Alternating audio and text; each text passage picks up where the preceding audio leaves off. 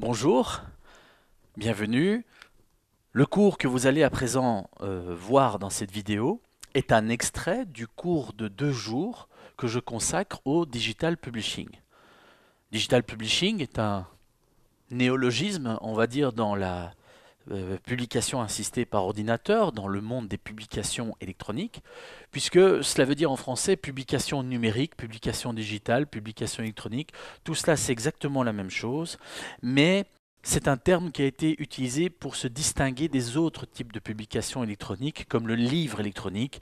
Comme vous le savez, les livres électroniques sont essentiellement créés en utilisant la norme EPUB, où le texte est privilégié au détriment de la mise en page, un texte qui est illustré de quelques images, mais voilà. Donc, pour bien faire la distinction entre les livres électroniques que l'on lit essentiellement sur des liseuses de type Kindle d'Amazon, Kobo ou Sony Reader, etc., eh bien, une distinction est faite avec les magazines électroniques à haute valeur ajoutée, comme le multimédia, l'interactivité, les multiples gestes sur écran. Et bien, tout cela est rassemblé sous le terme de digital publishing par la société Adobe. Ceci est un extrait de ces 2 jours de cours, puisqu'il s'agit tout simplement de l'introduction. Et afin d'éviter de perdre trop de temps pendant les 2 jours de formation, j'ai décidé de rendre publique la partie introduction de ce cours, de telle sorte que les gens qui me commandent cette formation de 2 jours puissent visionner à leur aise l'introduction de ce cours qui comporte beaucoup d'éléments d'information, mais qui ne sont pas des éléments de formation, c'est-à-dire que vous n'allez pas travailler sur votre ordinateur pendant que vous allez visionner cette vidéo.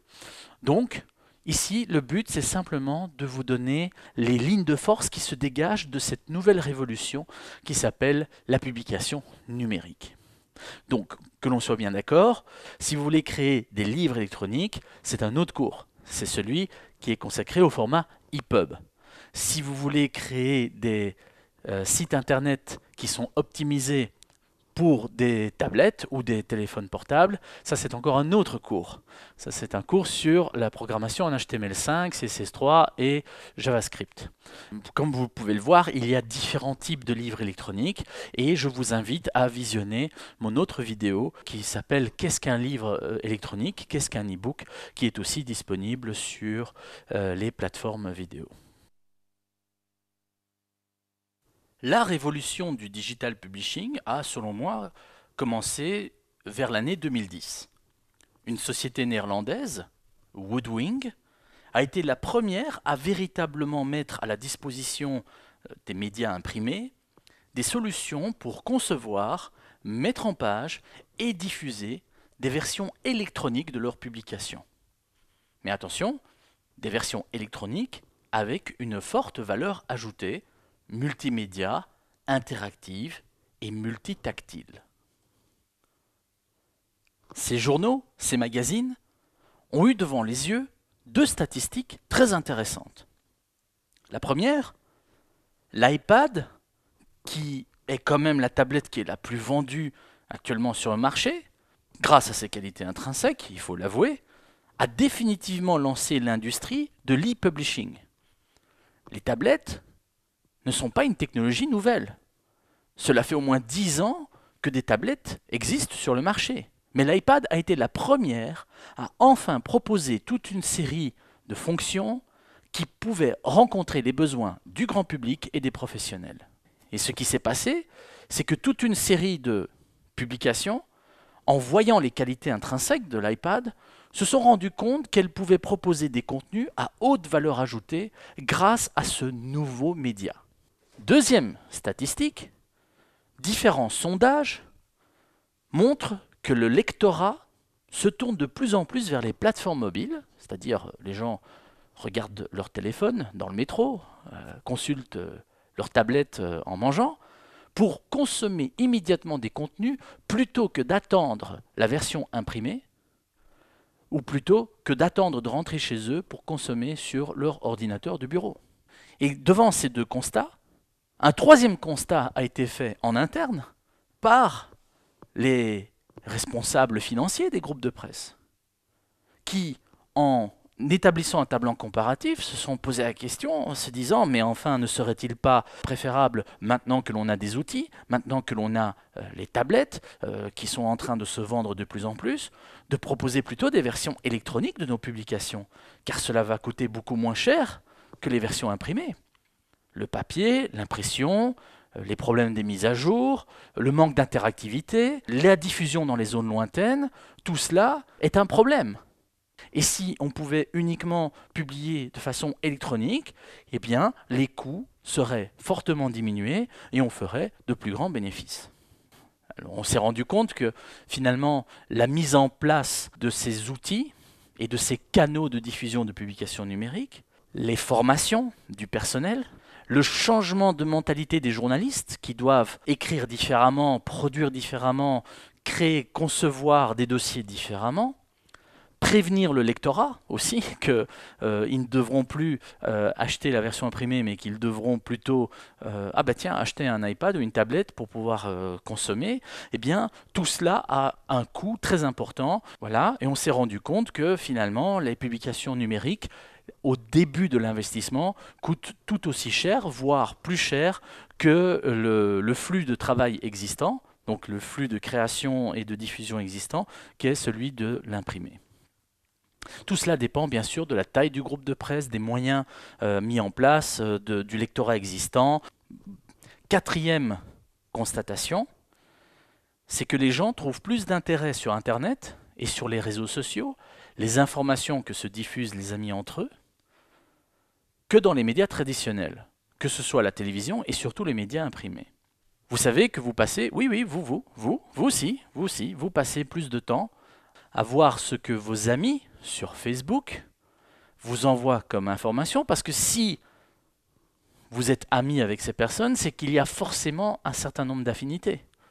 Et donc il y a de fortes chances qu'ils vous envoient des informations qui vous intéressent.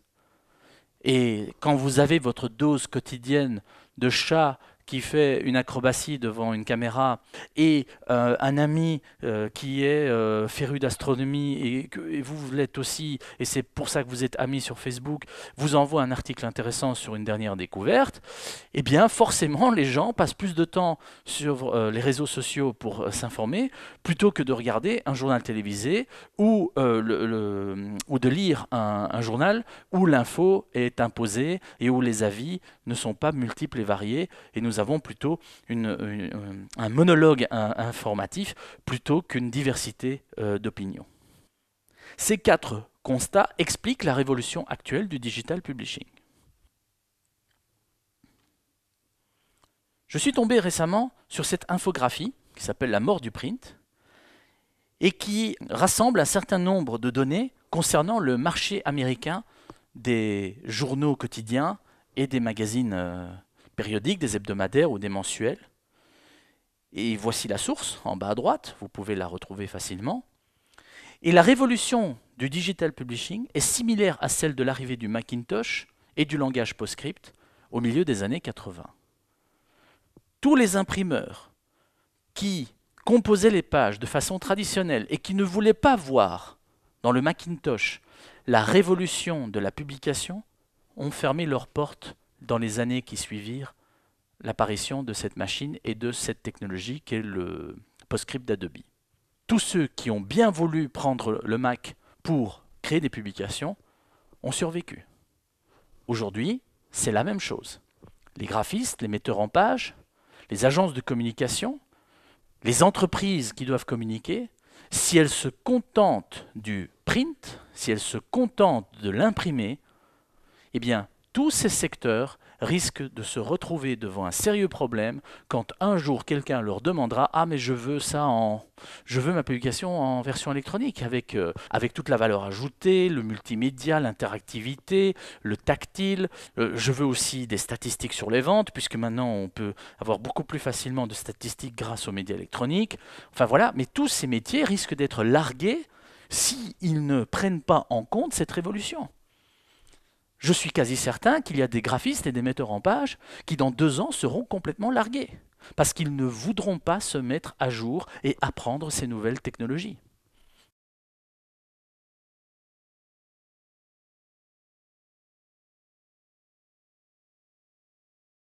Je vous rappelle que cette infographie concerne le marché des États-Unis d'Amérique. Comme vous pouvez le constater, les abonnements sont en baisse constante. Les quotidiens voient leurs ventes s'effriter. Par exemple, vous le voyez ici, le San Francisco Chronicle a vu ses ventes baisser de moins 26%, ce qui s'explique aussi dans une région, dans une ville qui est dans la Silicon Valley. Les magazines aussi, les ventes chutent, vous voyez, on va de moins 9% à moins 41%. Les annonceurs aussi commencent à déserter les pages des publications imprimées, mais le digital media ne cesse d'augmenter. C'est-à-dire, tous les médias en ligne, tous ceux qui sont imprimés et en ligne, voient leurs audiences augmenter. Donc vous voyez par exemple que le San Jose Mercury News a vu son audience augmenter de 322%. Par contre, ce qui est très intéressant ici, c'est que cette statistique met un peu le holà sur la frénésie de l'iPad. Wired, qui est un magazine techno-branché américain très connu, a été un des premiers à proposer une version électronique avec une véritable valeur ajoutée multimédia, interactive, multitactile.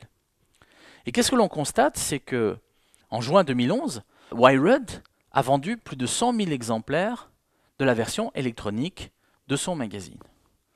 Et le nombre d'exemplaires vendus n'a cessé de chuter jusqu'à se stabiliser à environ 23 000 exemplaires. Les 100 000 exemplaires s'expliquent par le phénomène de curiosité.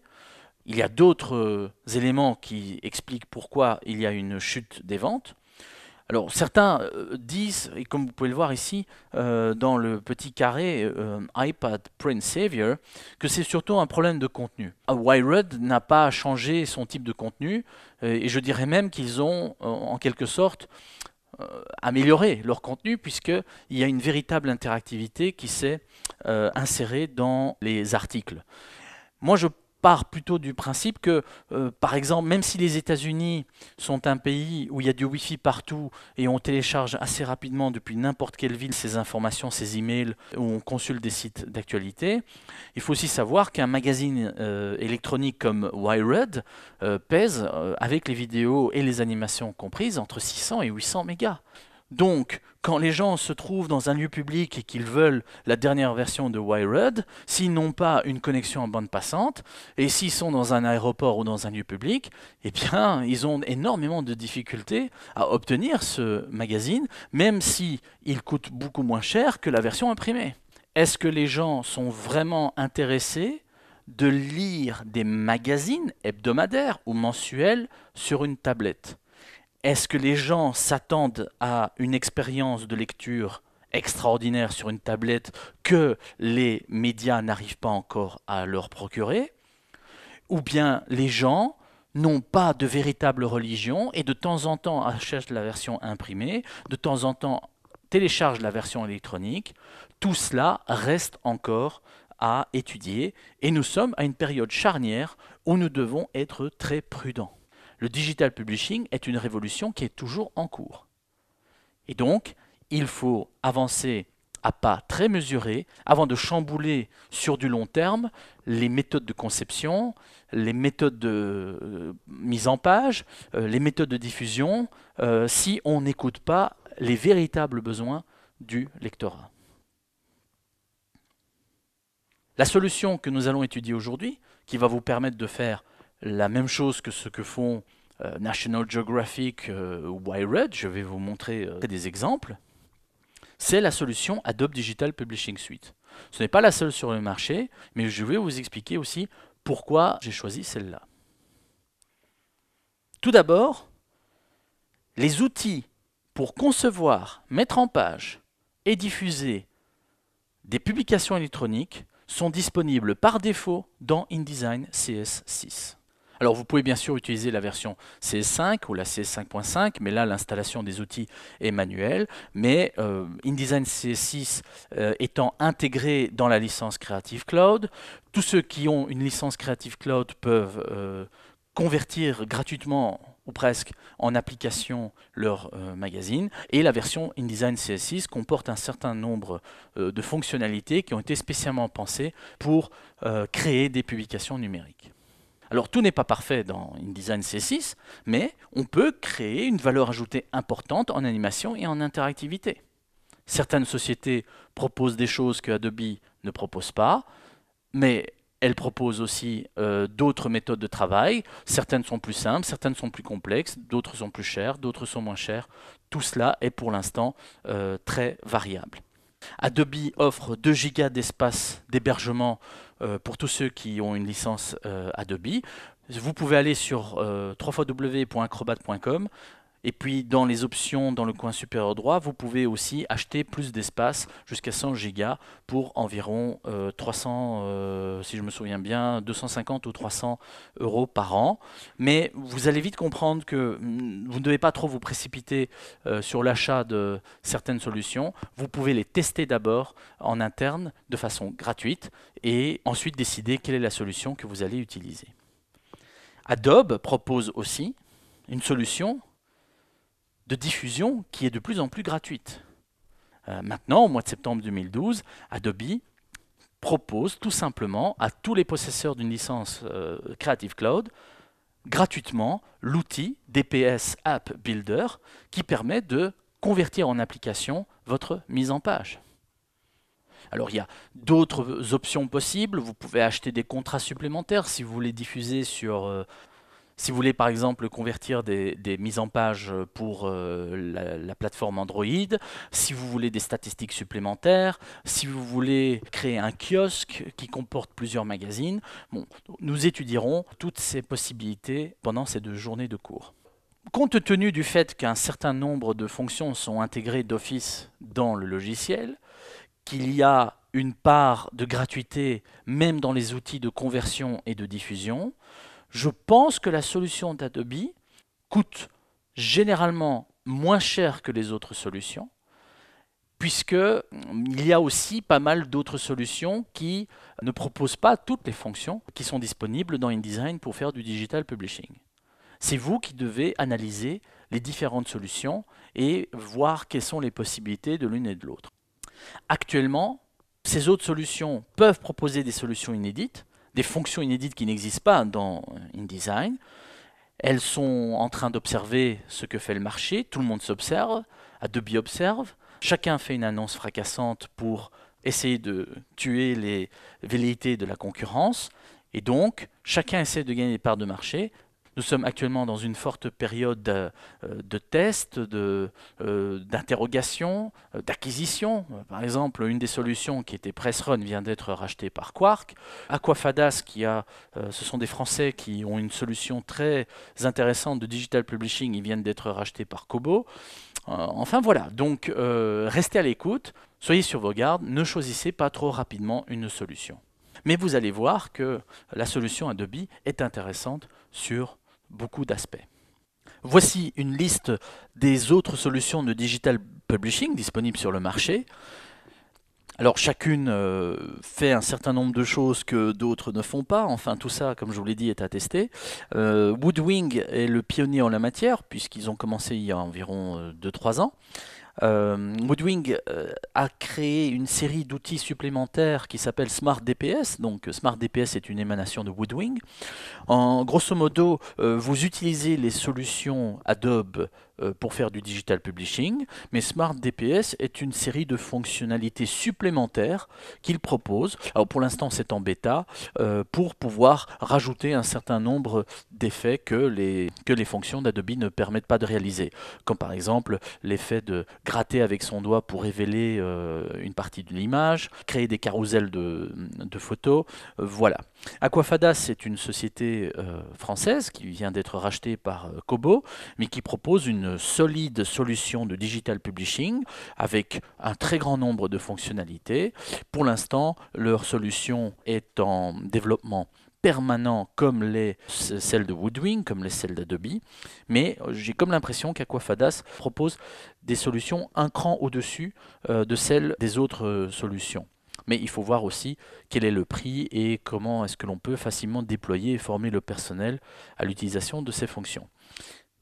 PressRun est aussi une société qui propose des solutions très intéressantes.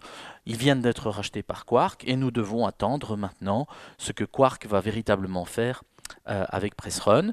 Il faut aussi souligner que Quark va proposer sa propre solution de digital publishing très bientôt, qui s'appelle App Studio si je me souviens bien, mais il faut rester branché sur l'actualité. Twixel Publisher est une petite société belge qui propose une solution bon marché, mais pas aussi riche en fonctionnalités que les autres acteurs sur le marché.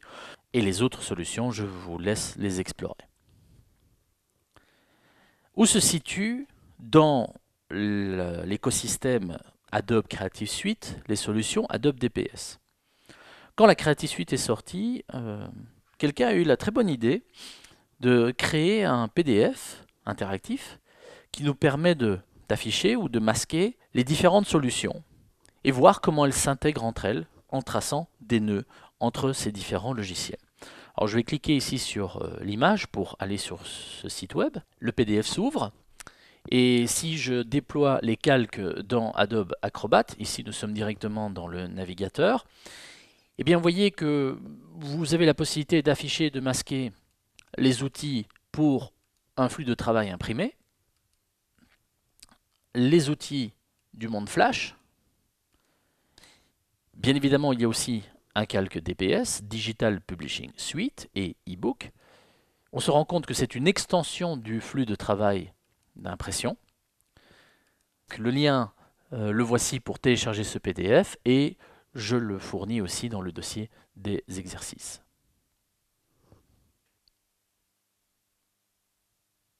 Quels sont les prérequis pour faire du digital publishing avec InDesign?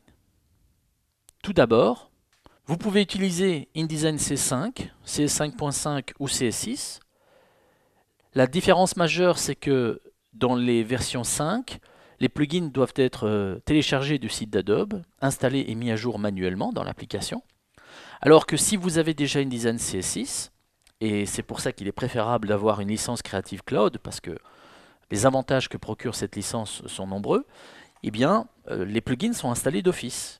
Et les mises à jour se font beaucoup plus facilement en allant tout simplement dans le menu Aide et en choisissant l'option Mise à jour. Quand vous installez ces plugins, une application supplémentaire est installée dans votre système d'exploitation. Elle s'appelle Adobe Content Viewer. Et cette application permet de simuler sur votre ordinateur de bureau, si par exemple vous n'avez pas d'iPad, le résultat de votre mise en page agrémentée de fonctionnalités interactives ou multimédia, directement donc dans cette application. Cependant, si vous voulez vraiment avoir l'expérience utilisateur complète, il est préférable de brancher un iPad sur votre ordinateur de travail et de directement prévisualiser le contenu sur l'iPad. Les deux fonctions qui me viennent en mémoire que vous ne pouvez pas prévisualiser sur le logiciel de bureau, qui est donc Adobe Content Viewer, c'est que si vous choisissez le format PDF comme le format de votre application, eh bien Adobe Content Viewer n'est pas capable de le lire, et un certain nombre de fonctions qui impliquent la vidéo, comme par exemple l'arrêt sur image à la fin de la vidéo, ne sont pas encore gérées correctement par cette application. Alors il est clair que si vous voulez réaliser des documents pour tablette, eh bien vous devez au moins vous équiper d'un iPad et d'une tablette Android.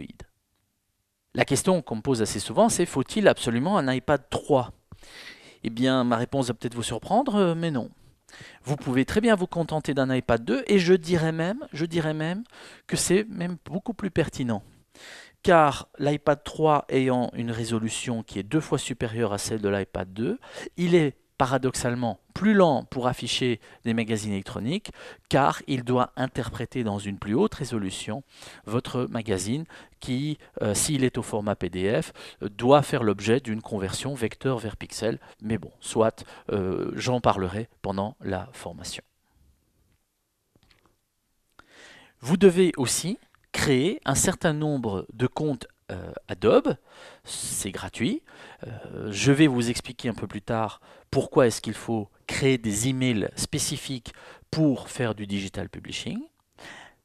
Mais par contre, si vous voulez simplement diffuser vos mises en page d'un iPad à l'autre ou même par exemple donner votre code d'accès à une dizaine de personnes, une centaine de personnes qui voudraient consulter votre publication que vous avez mise en ligne au départ de leur tablette, eh bien vous pouvez le faire gratuitement. Pour l'instant, il n'y a pas de limite. Tout cela est aussi expliqué pendant la formation. Par contre, si vous avez besoin de convertir votre publication en application pour iTunes, vous êtes obligé de vous enregistrer comme développeur iOS chez Apple. Alors, vous ne devez pas être développeur pour vous enregistrer. Généralement, celui qui s'enregistre, c'est le patron de l'agence ou le représentant légal du client qui va remplir un certain nombre de formulaires, prouver qu'il existe en envoyant des documents légaux qui prouvent l'existence de la société. Et ce processus dure environ une semaine. Et dès que Apple valide votre inscription, vous allez pouvoir créer des certificats qui vont vous permettre de créer des applications lisibles que sur un certain nombre d'iPad que vous aurez déterminé. Cela va aussi vous permettre de signer vos applications et de les soumettre sur le iTunes Store. Et après validation par Apple de votre application sera téléchargeable depuis le iTunes Store et donc s'affichera à côté des autres icônes sur la tablette.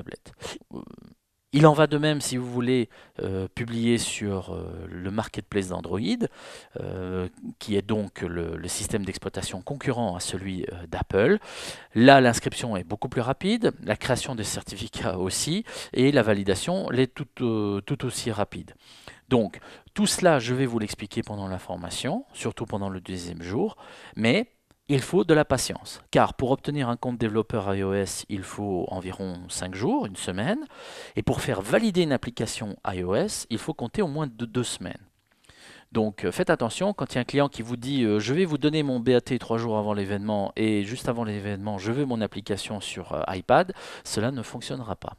Il faudra au moins un délai de 2 semaines après le BAT pour que l'application apparaisse sur iTunes.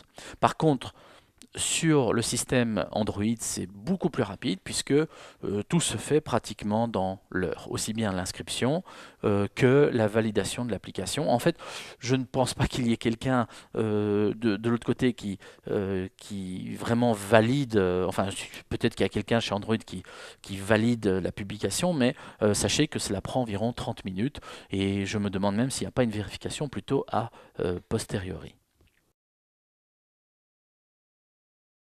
Les comptes email de développeurs pour iOS, eh bien, vous devez être pertinent. Ne faites pas n'importe quoi.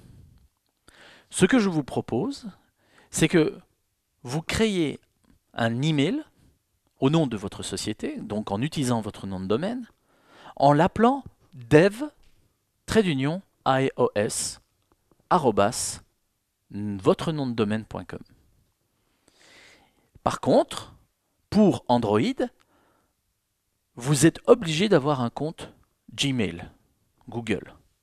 Et donc, ce que je vous conseille, c'est de créer un email qui s'appelle le nom de votre société, android@gmail.com. Ces deux comptes-là vont servir pour tout ce qui est administratif avec les comptes développeurs. Donc, ce ne sont pas les emails qui vont être utilisés par les graphistes ou les metteurs en page, ni par ceux qui vont convertir les applications. Ce sont les emails qui vont servir à la partie administrative de votre relation avec Apple et Google. Être développeur iOS coûte environ 80 € par an, et cela coûte beaucoup moins cher chez Google puisque c'est 20 € par an. Pour la formation, je dis bien pour la formation, je vous conseille vivement de créer 2 emails. Un qui s'appelle dps-test01@nomdedomaine.com. Cet email sera utilisé par le studio graphique qui va mettre en place le graphisme, la mise en page, qui va créer les publications et qui va les poster sur le serveur d'Adobe afin que d'autres personnes puissent les consulter. Ces autres personnes vont devoir utiliser un autre email qui s'appelle dps-test02@nomdedomaine.com. Et ces autres personnes, ça peut être le chef de projet en interne dans l'agence, ça peut être le client. Je vous rassure, ils ne vont pas aller consulter les mails. Cet email ne sert que d'identifiant avec un mot de passe que vous aurez déterminé.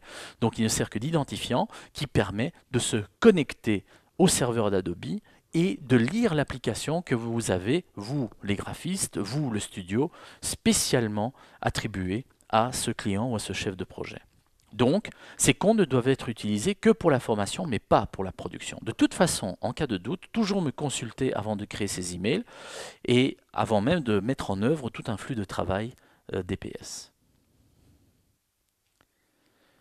Si vous êtes en mode diffusion privée, il y a plusieurs types de diffusion d'une publication en utilisant Adobe DPS. Je vous conseille vivement de créer un email qui s'appelle studiodps@nomdedomaine.com. C'est un compte qui n'est pas celui que vous allez utiliser pour faire des tests ou pour la formation. C'est un compte que vous allez utiliser définitivement dans votre flux de travail Adobe Digital Publishing Suite en tant que créateur et diffuseur du folio. Alors, le folio, c'est quoi? Puisque vous voyez le mot apparaître. Le folio, c'est le nom d'une publication électronique dans Adobe DPS. Au même titre qu'il y a le point doc pour les Word, le point PDF pour les documents PDF, eh bien, il y a un folio qui est le format de fichier qui comporte tous les éléments de votre publication, la mise en page, les images, les vidéos, etc. Ensuite, vous devez créer des emails, testprojet01@nomdedomaine.com et 02@nomdedomaine.com pour les chefs de projet et les clients.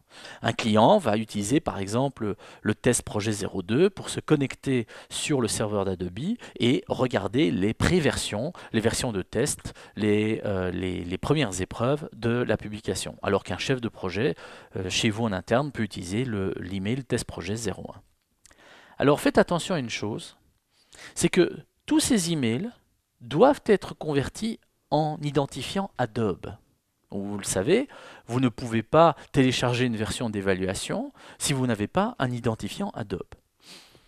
N'utilisez pas votre identifiant Adobe personnel dans un flux de travail Adobe DPS.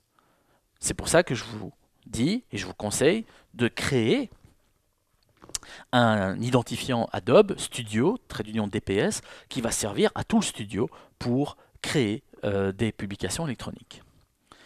Donc ces comptes doivent être convertis en identifiant Adobe, mais attention, ne le faites surtout pas sur le site adobe.com.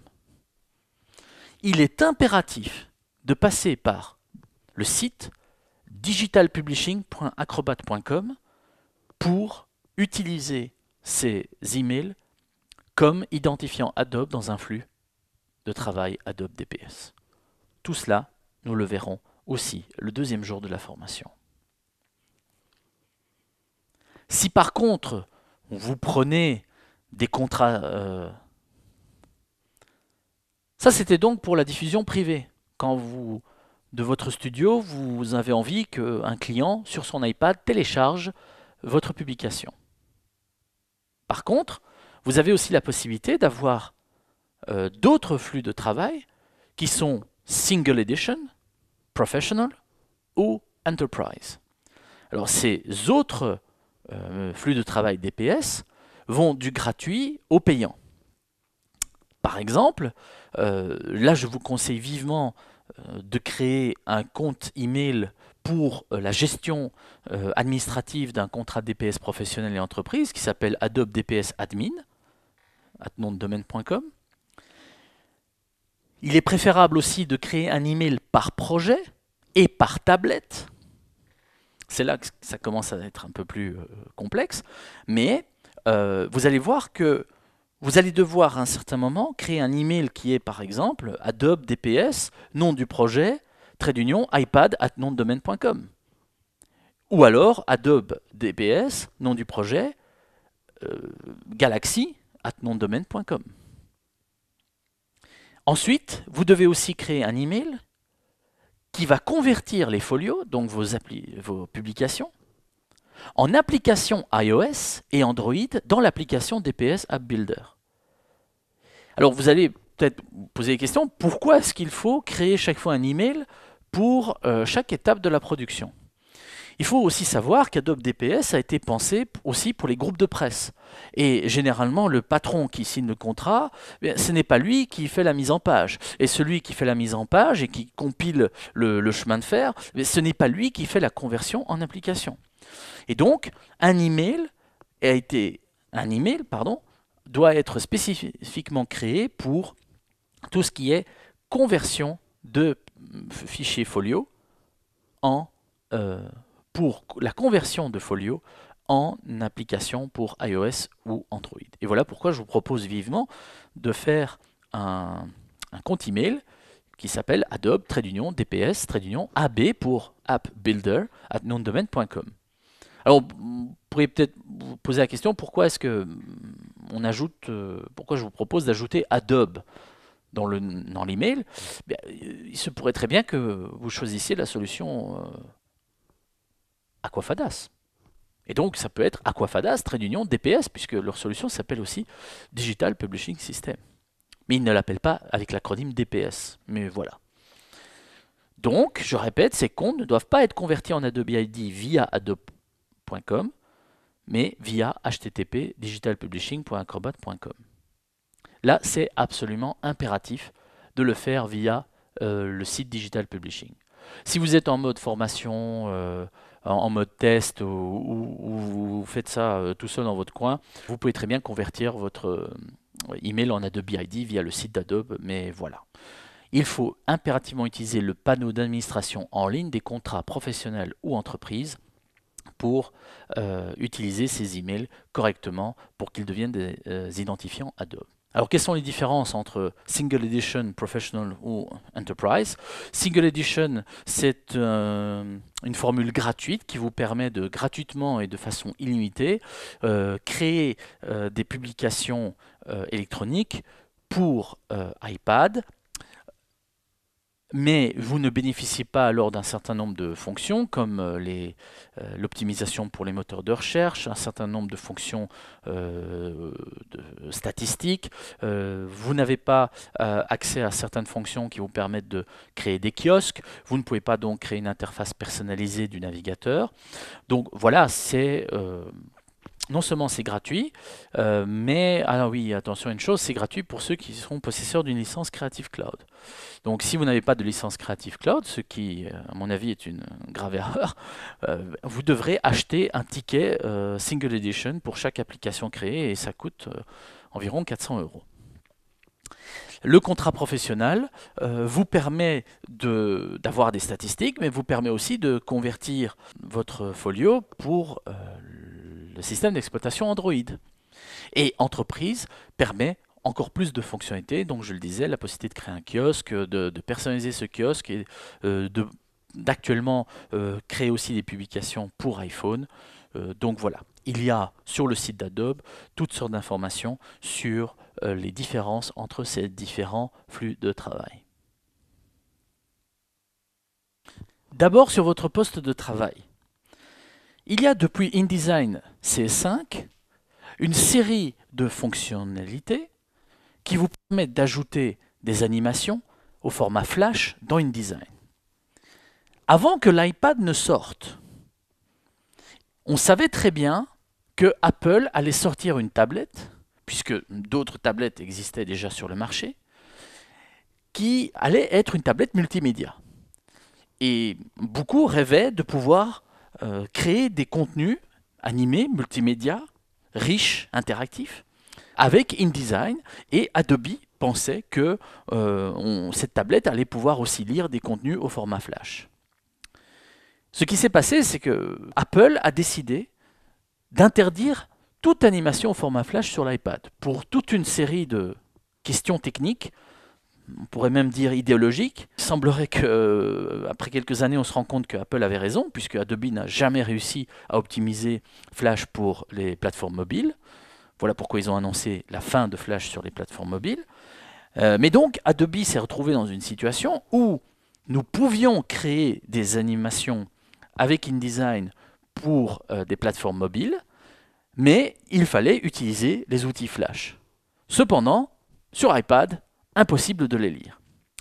Ce qui s'est donc passé, c'est qu'ils ont été obligés de rajouter un certain nombre de fonctions qui allaient convertir ces fonctions Flash, alors pour l'instant pas toutes, seulement un certain nombre de ces fonctions Flash, sont converties pour pouvoir être lues sur tablette. Donc, nous avons une couche de fonctions qui s'appelle Flash, avec laquelle on peut créer des diaporamas, des animations, contrôler les vidéos. Une couche de fonctions qui s'appelle les Folio Overlays, pour ajouter un certain nombre de fonctions aux fonctions existantes Flash, ou pour ajouter des fonctions inédites, donc typiquement DPS. Et ensuite, il y a un troisième outil, un panneau qui s'appelle Folio Builder, et qui est en quelque sorte le chemin de fer de votre application. Le Folio Builder va vous permettre de désigner le fichier InDesign qui va servir de couverture, le fichier InDesign qui va servir de sommaire, le fichier InDesign qui va servir d'article, tel fichier InDesign va servir pour les pages télé, tel fichier InDesign va servir pour tel dossier, etc. Voilà un fichier InDesign pour une publicité, etc., etc. Donc, créativité en animation, en vidéo, avec les outils Flash, créativité supplémentaire en ce qui concerne les animations et l'interactivité avec les Folio Overlays et ajout de fonctions typiquement DPS. Ensuite, constitution d'un chemin de fer, création de la publication en compilant les articles avec le Folio Builder. Et quatrième outil, Adobe Content Viewer, qui va vous permettre de prévisualiser le résultat sur votre ordinateur ou d'envoyer directement sur la tablette qui est branchée sur votre ordinateur. Ensuite, il y a une application en ligne qui s'appelle le Folio Producer et dans laquelle vous allez compléter le chemin de fer.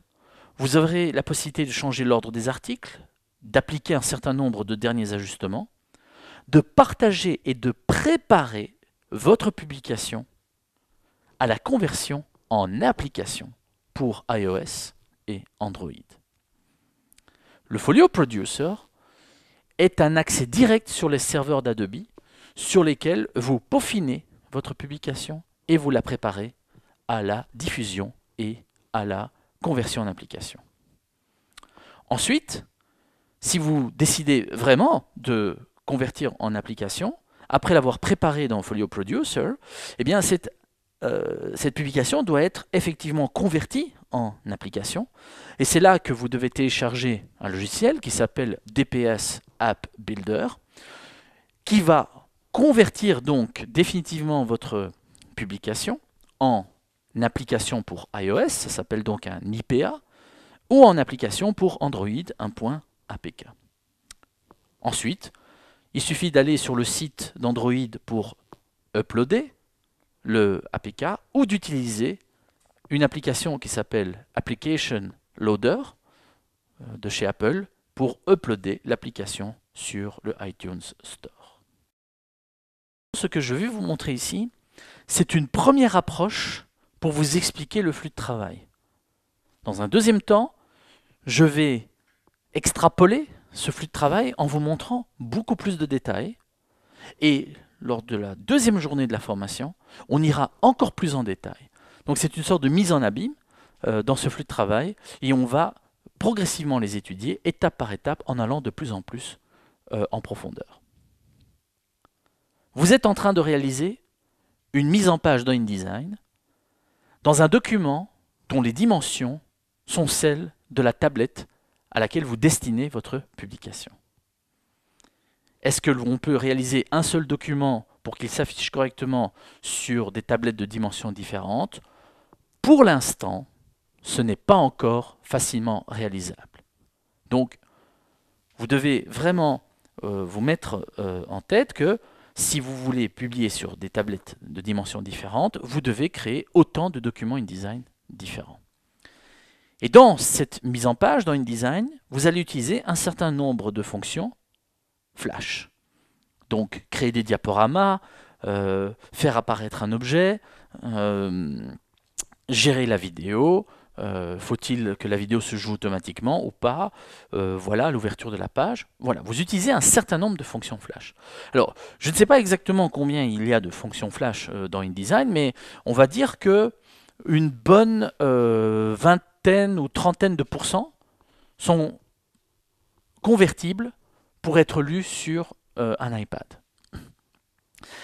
De toute façon, même si vous ajoutez des fonctions Flash dans votre publication, et si vous lisez ces fonctions sur une tablette Android qui, elle, est équipée, peut être équipée du plugin Flash, eh bien, vous ne pourrez pas non plus lire ces animations.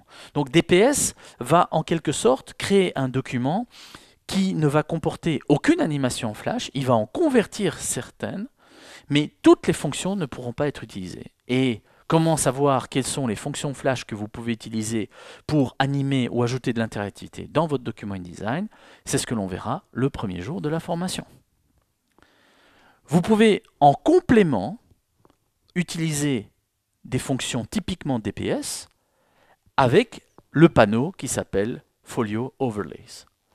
Alors les fonctions dans le panneau Folio Overlays peuvent compléter un certain nombre de fonctions Flash, peuvent convertir, ou bien ce panneau contient des fonctions typiquement DPS.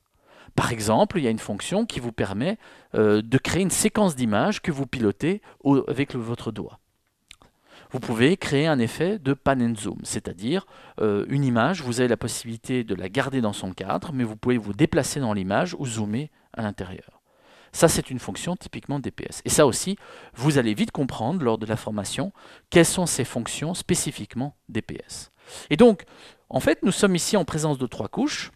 La première couche, c'est le document InDesign, une petite couche de fonctions Flash et une troisième couche de fonctions Folio Overlays de Adobe DPS.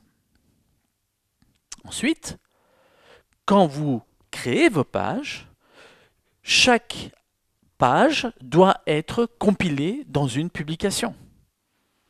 Vous créez un document InDesign pour la couverture, vous créez un document InDesign pour le sommaire, un document InDesign pour tel article, etc., etc.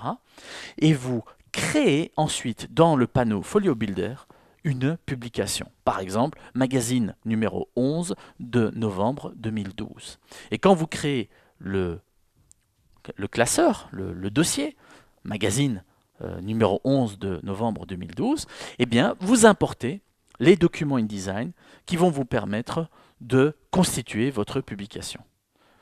Folio Builder affiche donc votre publication avec tous les articles. Et de Folio Builder, depuis votre poste de travail, vous avez ensuite plusieurs possibilités. Vous avez la possibilité de prévisualiser votre publication, soit la publication tout entière, soit un seul article de la publication, sur Adobe Content Viewer, qui est cette fameuse petite application installée sur votre ordinateur de travail, et dans laquelle vous allez pouvoir prévisualiser le résultat comme si vous étiez sur un iPad. Alors, je vous l'avais dit précédemment, pas encore toutes les fonctions, mais ça vous permet de voir si la conversion en publication numérique se fait correctement avec l'interactivité et les animations.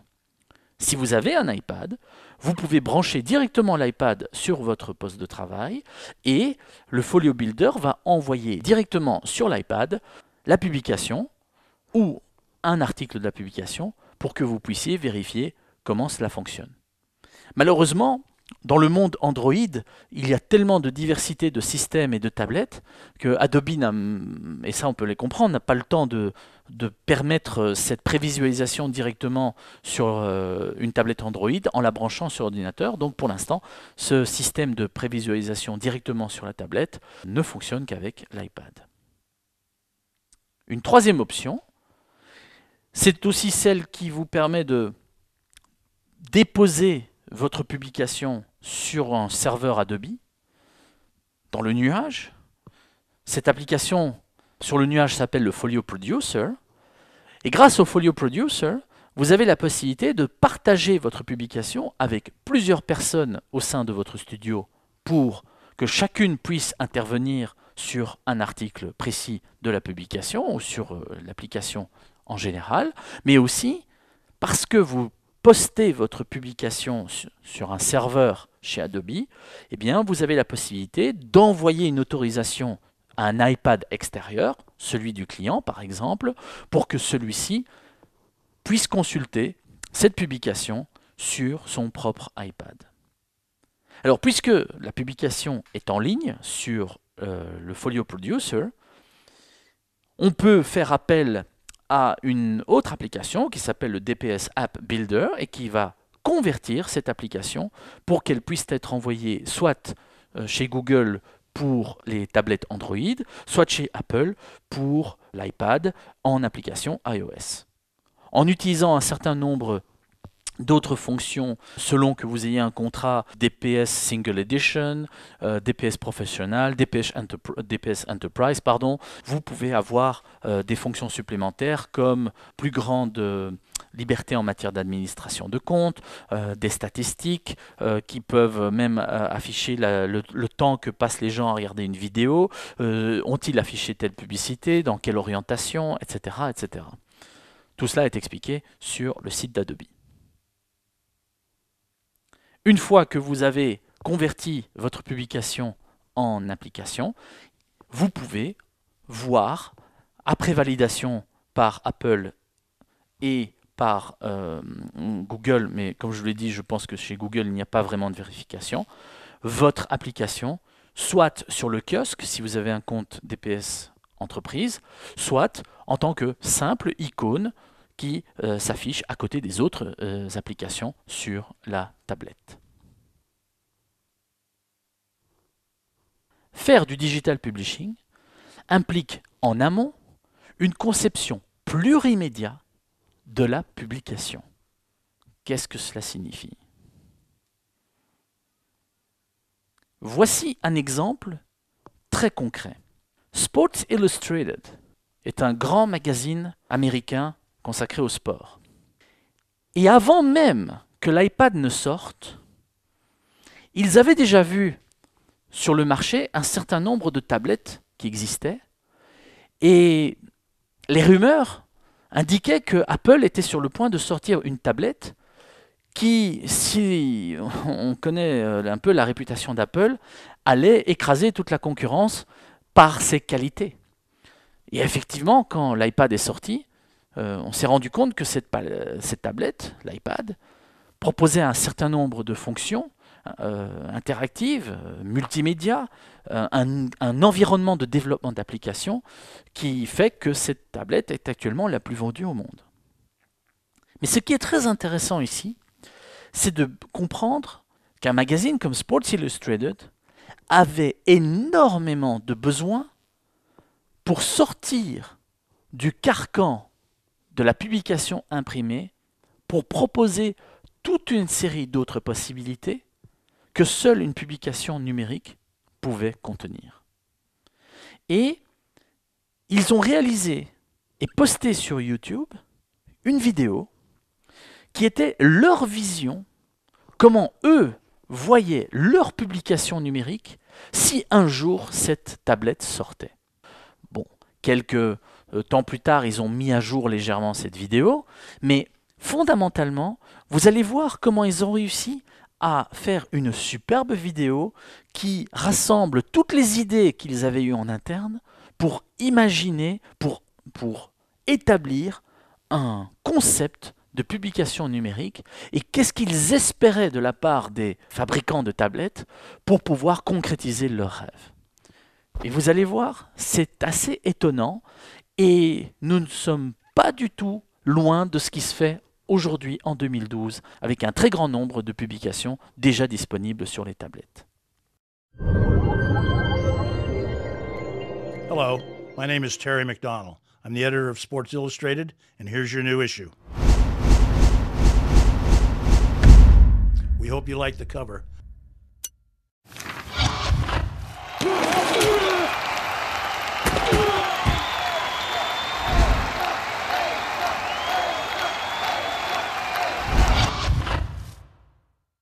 Let's get a look inside. Okay, here are the latest scores and news stories, or the contents of the issue. Here's what's in the scorecard section, and an interesting take on the Broncos.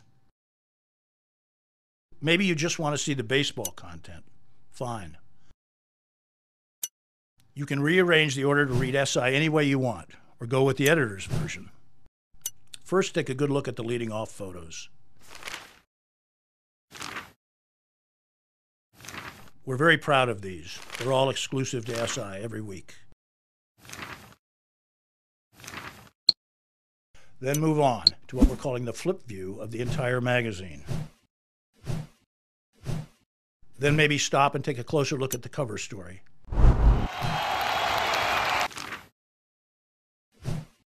And many more photos from the weekend games. In this case, all the best action from the SEC. Next, you might want to skip back to the World Series. Find something to send out to your Facebook friends or your own archive. Easy enough. To really focus on this article, you can go to the text view. The advertising can also be more dynamic. And I'm going to add a few more coals. I like to add the lump charcoal at this point. Okay, time to see what's happening with your teams today. Eagles aren't doing too bad, but how about your fantasy team? Better rearrange your lineup closer to the next game. And here's something else we're working on. If you like the SI swimsuit issue, ask yourself, what if it came to life?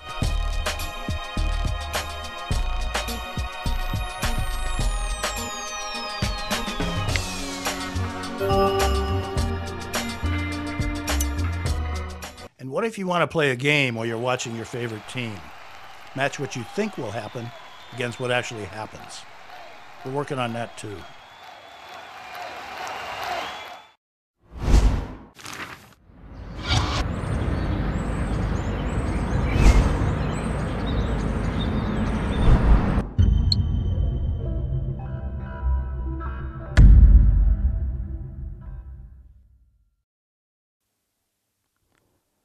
Revenons un instant sur l'animation de la couverture et regardez bien.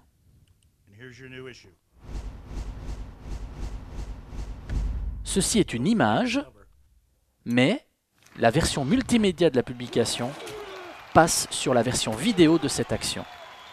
Revenons encore un instant.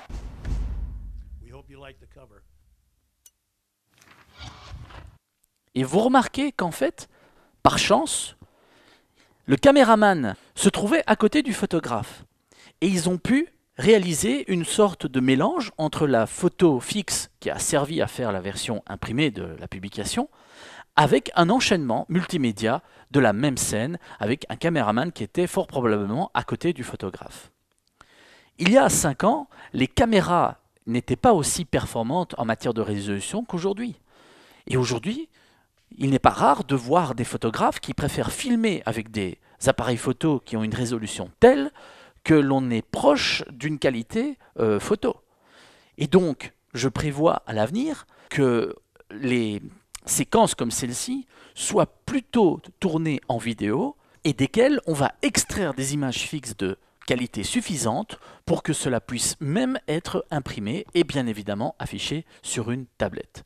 Quand je dis qu'il faut une conception plurimédia d'une publication, c'est qu'il faut penser le graphisme, le choix des photos en tenant compte de ces nouvelles technologies qui nous permettent de saisir, même au départ d'une vidéo, avec les technologies actuelles c'est possible, un moment clé, une image que l'on considère comme étant la plus belle de cette séquence, sans devoir avoir des différences de qualité, comme on le voit ici, entre une photo prise par un appareil photo et une caméra qui était dans une résolution inférieure.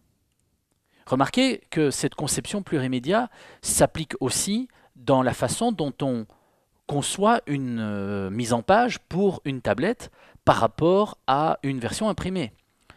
Ici, pour toutes sortes de raisons graphiques, les photos ont été rassemblées pour montrer l'unité de groupe et les textes ont été rassemblés aussi pour que le lecteur se concentre sur les fonctions de chacune de ces personnes. Sur une tablette, par exemple, en mode paysage, vous voyez que ici l'accent est mis sur les personnes et la notion de groupe est préservée. Ces personnes travaillent ensemble, elles ne sont pas chacune dans leur coin. Voilà pourquoi dans la version imprimée, ils n'ont pas placé une photo par paragraphe. Mais vous voyez qu'ici, la présentation même accentue cet effet de groupe et en tapant du doigt chaque photo, la description ou la biographie s'affiche en dessous sous forme d'onglet dans un fond bleu clair. Voilà un exemple concret de réflexion qu'il faut avoir entre la version imprimée d'une publication et la version tablette. Voici d'autres exemples d'une publication qui existe réellement en version imprimée. Et lorsqu'il s'est agi de faire une version pour tablette, eh bien vous voyez que généralement, et c'est ce que vous constaterez aussi lorsque vous créerez aussi vos propres publications électroniques, qu'il y a toujours une page en plus par rapport à la version imprimée. Et là, il n'y a pas de contrainte, il n'y a pas de multiple de 4 à respecter. Si on vous dit que pour la version imprimée, il faut impérativement 2 pages, eh bien dans la version électronique, il peut y en avoir 3, 4, 5, 7, voilà, c'est vous qui voyez. Mais vous voyez aussi comment cet article qui est imprimé sur 2 pages comporte 3 éléments. La photo de gauche en pleine page, un élément décoratif qui sont les fleurs, et l'article qui se trouve à droite, qui est illustré de 2 photos. Comment la graphiste qui a réalisé le transfert de graphisme entre la version imprimée et la tablette a réalisé sa mise en page. Nous avons conservé ici la pleine page avec la photo d'illustration. Ensuite, l'accent a été mis seulement sur une image avec le texte qui commence sur la page 2. Il n'y a pas de page, on va plutôt parler d'écran. Et le texte se poursuit en une colonne sur le 3e écran avec cette photo qui illustre l'écran numéro 3. Et la fleur a été disposée d'une certaine manière pour qu'on la sente sur le 2e écran. Elle rentre dans l'écran, mais elle apparaît aussi sur l'écran numéro 3. Même chose ici pour cette page où nous avons une description pour préparer une recette. Voyez aussi que la disposition des photos est complètement différente. On peut plus mettre l'accent sur la carte et sur les ingrédients. Donc là, nous avons un article au-dessus de 3 pages. Et vous voyez qu'au lieu de concentrer sur la page 2, comme ça a été fait dans la version imprimée, les photos au-dessus d'une carte, eh bien nous pouvons mieux disposer les photos ensemble sur le 2e écran de l'iPad, mieux afficher la carte et l'illustrer avec seulement une photo sur le 3e écran de la version électronique. Et puis nous avons une plus grande liberté, une plus grande surface pour afficher les différents éléments de la recette sur le 4e écran. Voici encore un autre exemple. Vous pouvez faire un arrêt sur une image sur la vidéo si vous voulez comprendre davantage le transfert de la mise en page imprimée vers la mise en page électronique avec une recette qui occupe chaque fois un seul écran.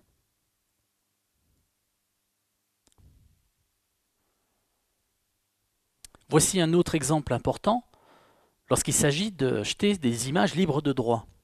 Ici, il s'agit en plus, en l'occurrence, d'une vidéo libre de droit.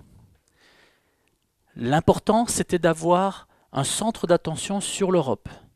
Mais, puisqu'à n'importe quel moment, le lecteur pourrait passer en mode portrait, j'avais besoin d'une image qui avait suffisamment de matière, et ici, je le répète, d'une vidéo qui avait suffisamment de matière au-dessus et en dessous. Mais si le lecteur pivote la tablette pour passer en mode horizontal, cette vidéo devait aussi avoir suffisamment de matière sur les côtés. Et n'oublions pas qu'un très grand nombre de tablettes qui tournent avec le système d'exploitation Android sont aussi en 16 neuvième. L'iPad est une des rares tablettes avec un rapport 4 tiers. Et qui dit 16 neuvième dit forcément encore plus de matière nécessaire au-dessus et en dessous et sur les côtés. Voilà pourquoi j'ai été obligé d'acheter la version haute résolution d'une vidéo qui va servir ici comme générique de fin à cette présentation, à cette publication. Et qui dit image en haute résolution dit prix d'achat beaucoup plus élevé que si c'était une vidéo que l'on destinait à un affichage sur un demi-écran ou à simplement une image statique qui servirait simplement en image de fond. Alors je vais vous montrer sur la tablette l'exemple de cette publication qui a été réalisée dans les deux orientations et où il était impératif d'avoir une vidéo avec suffisamment de matière au-dessus, en dessous, à gauche et à droite pour une expérience de lecture très agréable et sans coupure.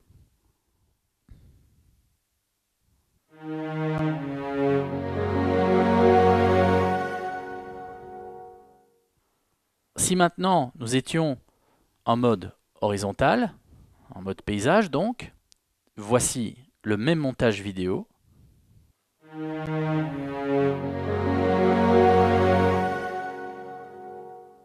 Dans Adobe Premiere Pro, j'ai dû réaliser pratiquement deux types de montages différents avec deux types d'exportations différentes avec des options de recadrage et d'exportation optimisées pour chaque orientation. N'oubliez pas aussi que ce sont de nouvelles technologies. Et donc, les gens ne sont pas encore habitués à naviguer dans des publications électroniques.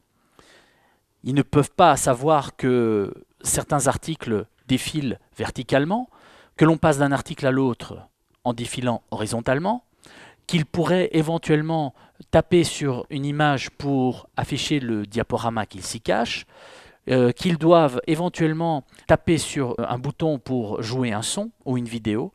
Donc, généralement, la plupart des publications électroniques comportent une page qui est dédiée au mode d'emploi, la façon dont on utilise cette publication. Et je vais retourner une fois de plus dans la présentation que je vous ai montrée tout à l'heure. Voilà. Et voyez que j'ai préparé dans le coin supérieur droit un panneau de navigation pour passer d'un chapitre à l'autre. Il y a un bouton avec un point d'interrogation et lorsqu'on tape sur ce point d'interrogation, eh bien, vous voyez qu'il y a un petit mode d'emploi qui explique comment utiliser cette présentation.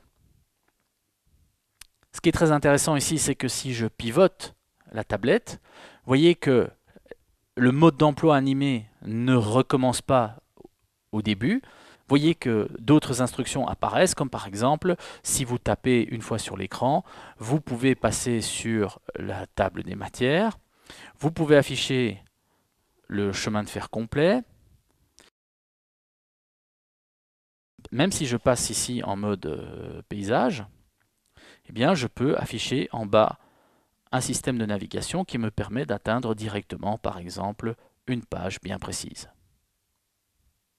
National Geographic fait la même chose. Vous voyez dans le coin inférieur gauche, il y a le mot instruction. Et si on descend, dans le sommaire, vous avez ici une page qui vous explique comment utiliser National Geographic en version électronique. Il est aussi très important, surtout lorsque vous avez énormément de chapitres dans une publication, d'aider les gens à naviguer dans cette publication. Et seuls des systèmes de navigation, comme vous pouvez les voir ici, peuvent aider en ce sens. Un article, pour une version imprimée, est très littéraire, très linéaire.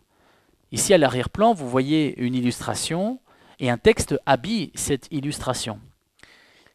Ici, on touche à quelque chose qui est encore plus fondamental, c'est que cette conception plurimédia va aussi influencer la façon dont on va écrire l'article. Là, dans la version imprimée, nous sommes obligés de lire tout le texte. Mais dans la version électronique, vous voyez que l'article a été découpé en parties et on invite à une lecture de découverte en tapant sur des numéros. Et si par exemple on tape sur le numéro 3 va aussi apparaître sur l'image de l'animal. Donc contrairement à la version imprimée où dans ce cas-ci on doit lire le texte et on doit essayer de deviner à quelle partie de l'animal correspond chaque paragraphe par exemple, alors qu'ici vous pouvez directement afficher la relation qu'il y a entre un paragraphe avec une pastille sur l'image de l'animal et inviter à une lecture par surprise en affichant peut-être des éléments supplémentaires qui se superposeraient par exemple sur l'image de l'animal, ce que vous ne pouvez pas faire avec la version imprimée. Vous n'êtes pas obligé d'avoir des pages au format des dimensions de la tablette. Vous pouvez aussi créer une très très longue page pour des contenus complémentaires, comme par exemple l'ours ou les crédits de fin. Ce genre de page est facilement réalisable dans InDesign, puisqu'il suffit de créer un document InDesign ici qui est très très long, et dans Adobe DPS, on peut spécifier que cette page va défiler au gré des déplacements avec le doigt sur la tablette, et c'est un exemple de présentation parmi d'autres que vous pouvez adopter pour un certain type de contenu. Je vais vous montrer maintenant quelques autres exemples pour donner une idée de ce que l'on peut faire en publication électronique. Nous allons retourner dans National Geographic et par exemple, partons du principe que l'on retourne sur la couverture. Regardez, ici la couverture est animée. C'est un numéro spécial sur le Titanic. On balaye avec le doigt de droite à gauche et on peut atteindre directement le dossier consacré au Titanic. On balaye de droite à gauche et, fidèle à sa tradition, le National Geographic ne propose ici qu'une version paysage de leur publication. C'est un choix délibéré, vous n'êtes pas obligé de faire une version portrait. Si on tape sur le i, vous pouvez éventuellement afficher une légende. Vous retapez sur la légende, elle disparaît. Ici, nous sommes toujours sur le principe du diaporama. Et par exemple, lorsque le texte commence, vous avez la possibilité aussi de défiler d'une page de votre document InDesign à une autre.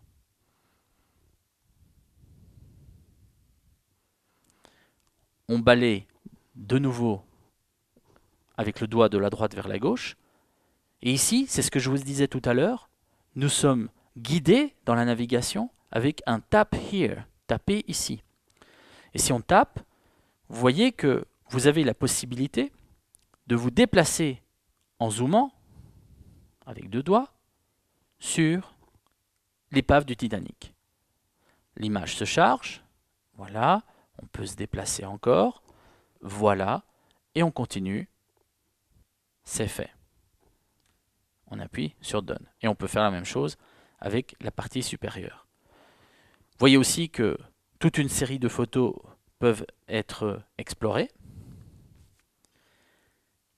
On va taper ici. Nous sommes une fois de plus invités à nous balader autour de l'épave du Titanic. Ici, j'utilise simplement mon doigt pour passer de droite à gauche. Voilà.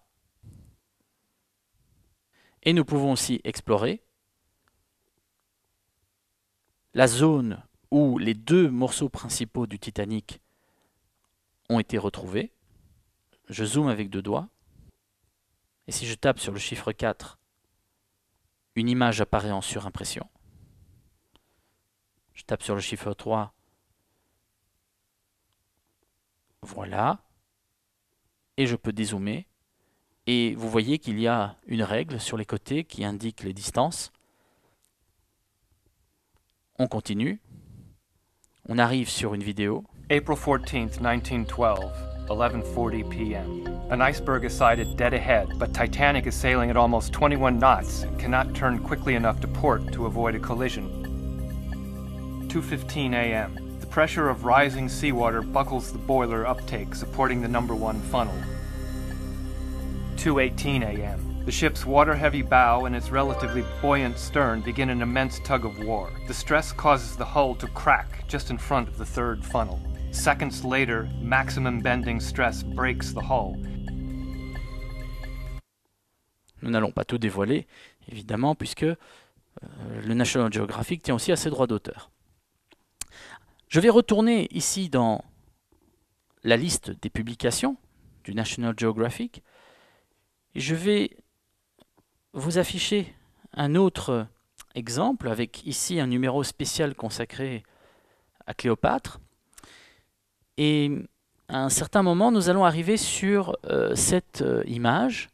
Et là aussi, nous sommes de nouveau invités à swiper, donc à glisser notre doigt de droite à gauche. Et vous voyez, c'est ce que je vais faire. Et immédiatement, je vois qu'ils ont prévu une série de clichés en faisant pivoter ce morceau de statue. Ici, la grande valeur ajoutée, c'est que vous ne pouvez pas avoir ce genre de rotation de l'objet sur un document imprimé. Un autre exemple, celui-ci, un autre numéro de National Geographic. Vous voyez ici, nous allons découvrir une vidéo. C'est une vidéo d'introduction.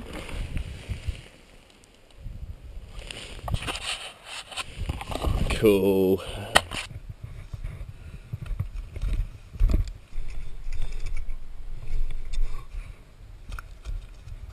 Sorry, buddy.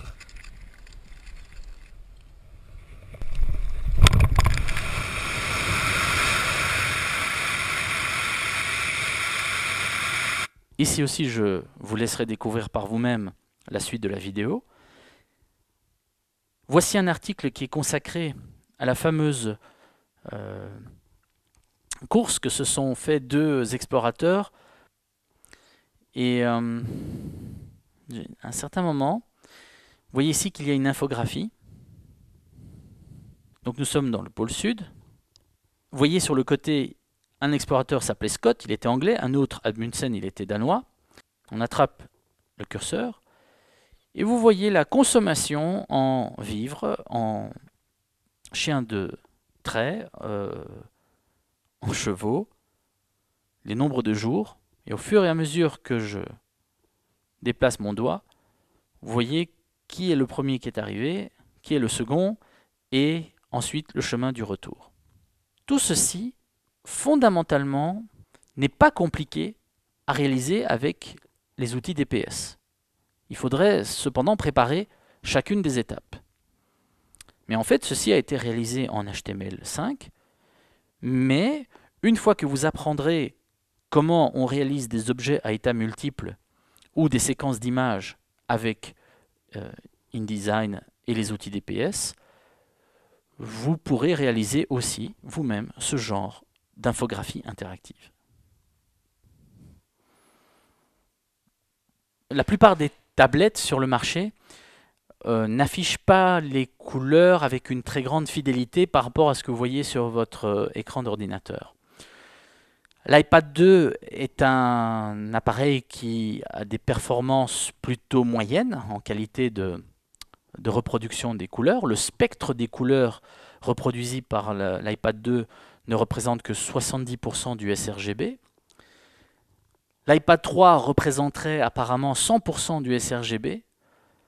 Par contre, la Galaxy de Samsung a un espace colorimétrique qui est très très faible et il n'est pas rare de voir sur certains dégradés un effet d'escalier ou des couleurs qui sont beaucoup trop saturées et qui manquent de finesse, surtout lorsque vous avez des dégradés. Ne vous formalisez pas trop à essayer de corriger vos images comme vous aviez l'habitude de le faire pour la publication imprimée.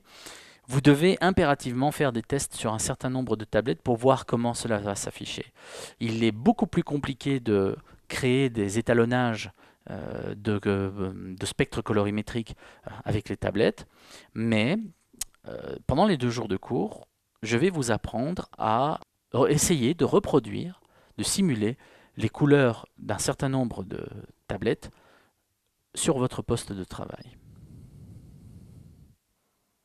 Lorsque vous créez dans InDesign un document destiné au digital publishing, InDesign propose automatiquement que des nuances en RVB sur la palette nuancier. L'unité de mesure est le pixel et l'espace de fusion des transparences est en RVB. J'en parlerai pendant la formation.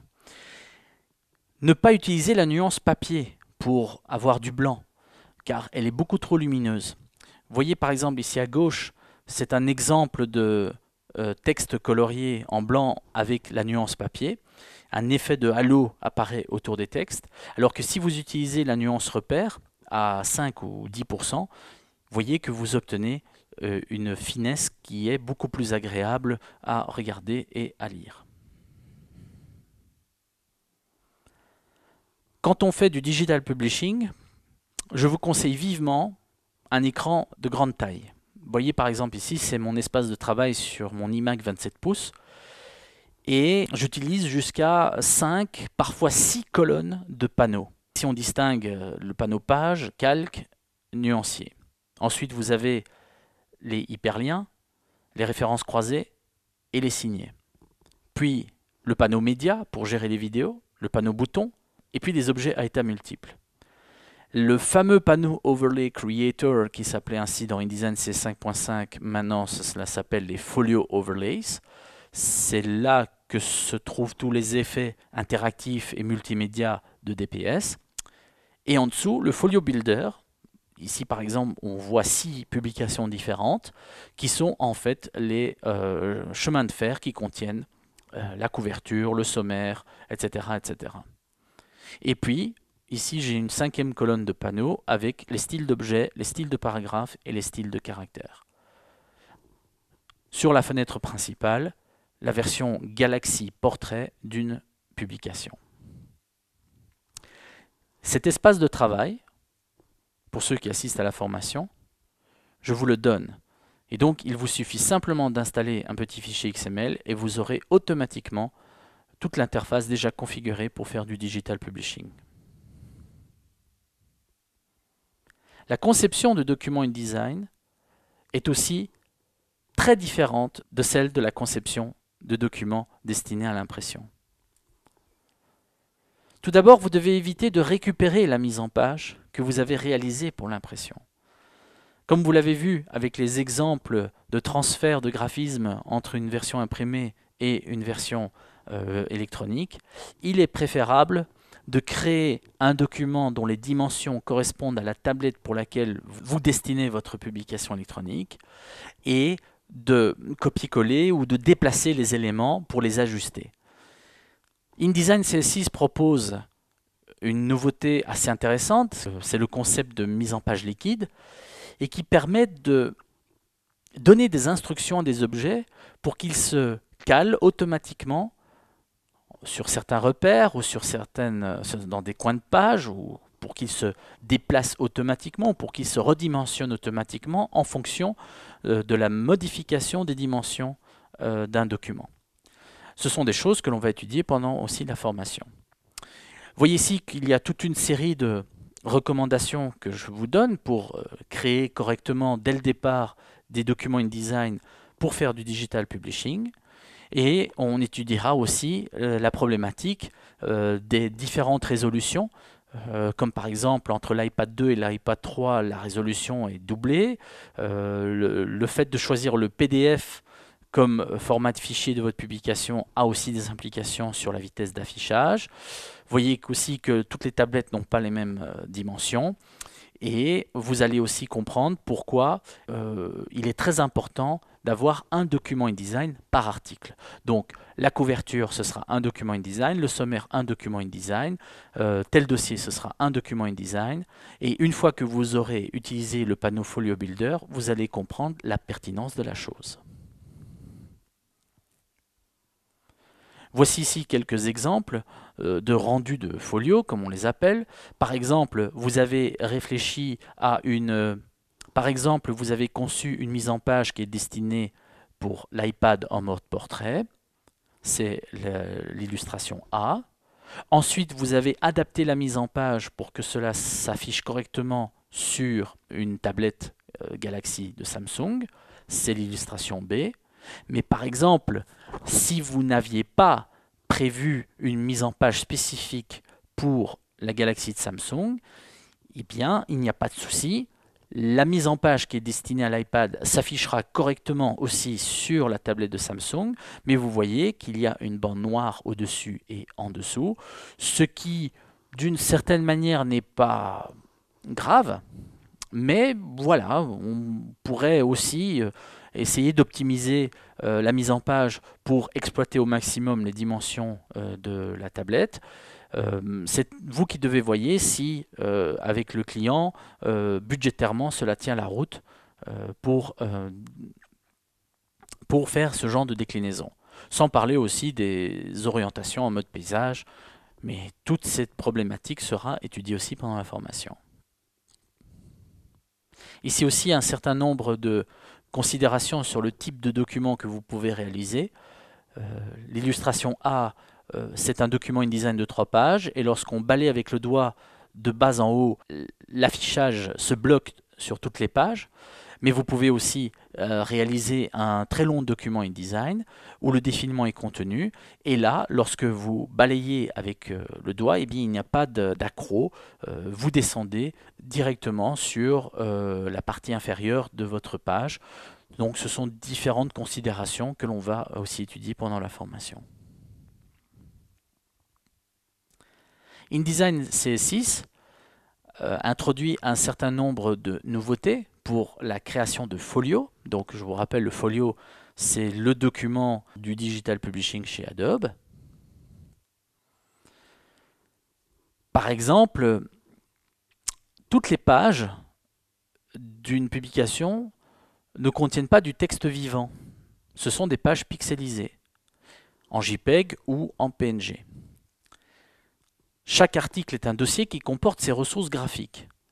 Par exemple, lorsque vous réalisez la couverture, vous devez faire un assemblage de ce document InDesign afin de créer un dossier qui comportera donc le document InDesign, le dossier qui comporte les polices de caractères et le dossier qui comportera les ressources graphiques, comme par exemple les images ou aussi les vidéos. Pour l'instant, un fond de page commun à plusieurs articles est enregistré plusieurs fois. Par exemple, si vous avez le même fond de page qui s'affiche sur plusieurs articles, ce fond de page sera chaque fois enregistré dans chaque dossier. Et pour l'instant, il n'y a pas de technologie qui nous permettrait de réduire le poids du folio pour qu'il n'y ait qu'une seule instance de cette image de fond. Une mise en page entièrement en HTML5 et JavaScript qui permet à la mise en page de s'adapter aux dimensions de l'écran n'est pas encore possible dans InDesign CS6. C'était prévu pour la version InDesign CS6 pour n'avoir qu'un seul document InDesign pour n'importe quelle tablette afin que cela s'affiche, pour que cela s'adapte aux dimensions de l'écran. C'était un projet qui a finalement été abandonné au dernier moment pour la version InDesign CS6. Mais je vais vous montrer une vidéo qui décrit cette fonction qui aurait dû être présente dans InDesign CS6, mais qui a été reportée à une date qui n'est pas encore précisée. Voici une publication qui s'affiche sur un iPad et un travail de mise en page est nécessaire pour créer la version portrait de cette publication. Un second travail de mise en page dans InDesign est nécessaire pour réaliser aussi la version paysage. Si on prend une tablette, une Motorola comme ici, vous voyez que par exemple, nous avons une image sur la moitié gauche de la mise en page et du texte sur la moitié droite. Nous sommes ici dans InDesign et on peut sélectionner un bloc de texte et lui donner des instructions d'élasticité.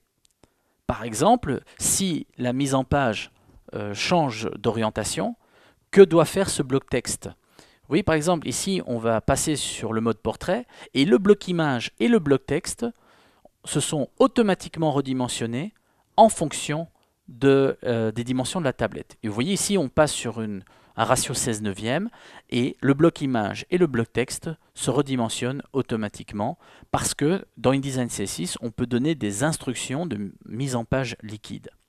Idem avec cette page, avec un texte en 2 colonnes, et vous voyez que si on passe de l'iPad à une tablette en 16 neuvième, le bloc texte passe en 3 colonnes. Dans InDesign, vous pouvez aussi ajouter des éléments de type HTML. Par exemple, vous avez ici une mise en page qui est prête à accueillir un lien d'une carte Google.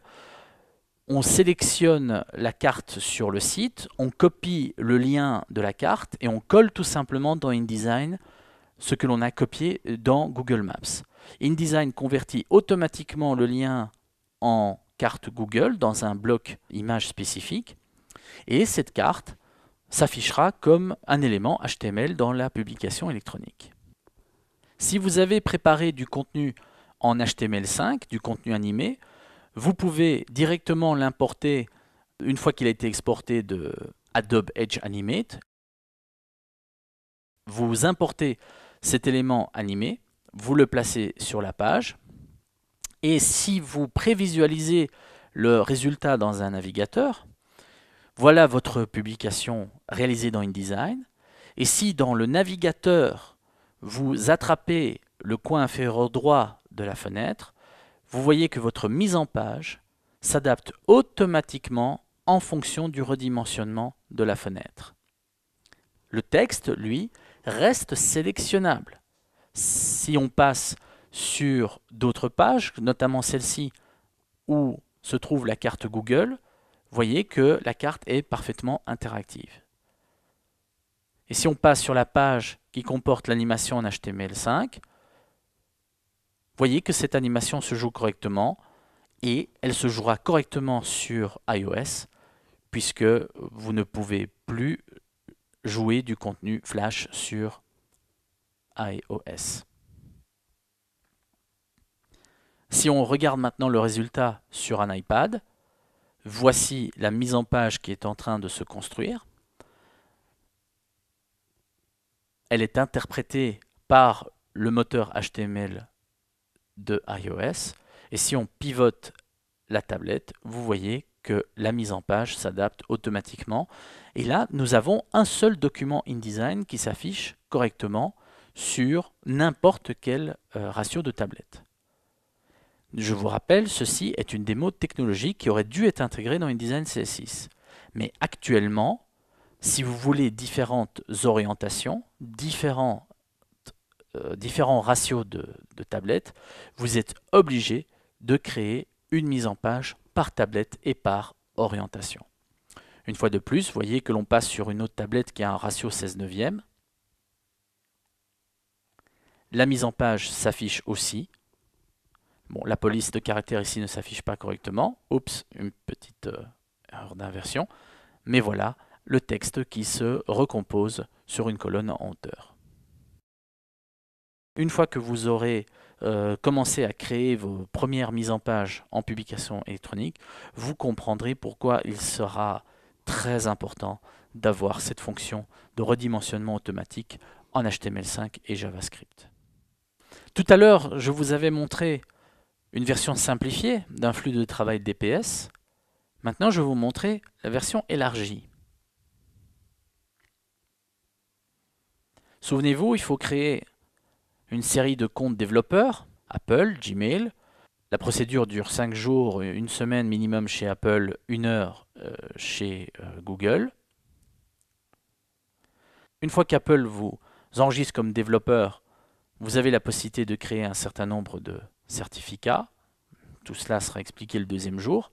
Dans InDesign, vous utilisez un certain nombre de fonctions Flash avec le panneau boutons, le panneau média pour gérer les vidéos et le panneau objet item multiple pour créer les diaporamas et toute une série d'autres effets très intéressants.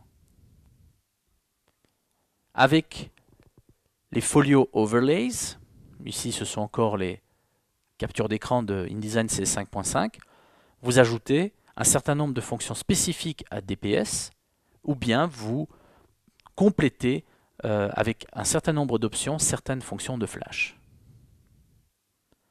Dans le Folio Builder, vous constituez votre publication en assemblant les articles. Voici ici toute une série de publications. Et dans chaque publication, vous avez importé le dossier de la couverture, le dossier du sommaire, le dossier de tel ou tel chapitre. Ensuite, vous publiez votre folio sur le nuage, sur le serveur Adobe qui s'appelle le Folio Producer. Voici ce fameux Folio Producer en ligne avec 2 publications. C'est là que vous complétez un certain nombre d'options pour ces publications. Vous voyez par exemple ici, la publication qui est sélectionnée, c'est une publication qui est destinée à la Galaxy de Samsung. Et je le vois grâce au petit G dans le nom et au ratio des couvertures.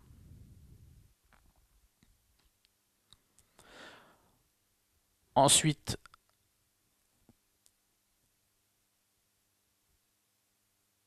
une fois que vous avez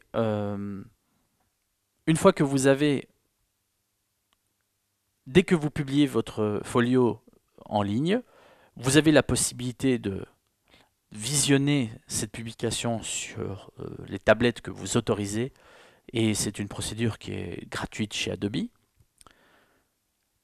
Ensuite, lorsque vous avez terminé le travail de graphisme, de mise en page, et une fois que vous avez le BAT du client, vous passez à la procédure finale avec éventuellement un compte DPS Single Edition gratuit ou un compte professionnel ou un compte entreprise. Donc ici, vous créez les folios en version finale. Depuis DPS Folio Producer, vous exportez le folio pour l'iPad, le folio pour Galaxy et vous obtenez un zip sur votre bureau. Ensuite, vous glissez ce zip dans l'application DPS App Builder. Dans cette application, on vous demande un certain nombre d'icônes que vous devez préparer au préalable. Différentes icônes pour différents types d'iPad avec des captures d'écran de couverture, le logo principal de la publication, et ici, ce sera d'une application. Une fois que l'application DPS App Builder a créé une version IPA de test, vous pouvez les tester, ces applications, sur vos tablettes. Et la même application DPS App Builder peut créer les versions finales. Ici, vous êtes prêt à envoyer sur Google Play la version APK. Donc, il suffit simplement de se connecter sur le site de Google Play et de charger le APK pour le soumettre à l'Android Marketplace. Voici la fenêtre de Google Play qui réceptionne votre application. Pour envoyer votre IPA sur iTunes Store, il faut télécharger une application qui s'appelle Application Loader. Voici quelques captures d'écran du processus d'envoi de l'application sur iTunes. Et après 1 heure, l'application est présente sur Google Play. Et après environ 7 ou 14 jours, l'application est présente et disponible sur iTunes et prête donc à être téléchargée sur n'importe quel iPad. L'application DPS App Builder vous fait le bilan des différentes applications que vous avez créées avec votre compte. Vous voyez par exemple ici, nous avons une application créée avec, pour Android et une autre qui a été créée pour l'iPad. Ceci est un deuxième niveau de profondeur pour le flux DPS. Le deuxième jour, nous allons aller encore plus en profondeur. Et vous allez voir que la partie ici au milieu, vous voyez au-dessus de DPS App Builder, nous avons des certificats qu'il faut créer. Ces certificats, normalement, vous devrez les préparer en amont. Donc, vous voyez pourquoi j'ai mis les icônes à côté de la pomme, en haut à gauche. Ce processus de création de certificats est très procédurier.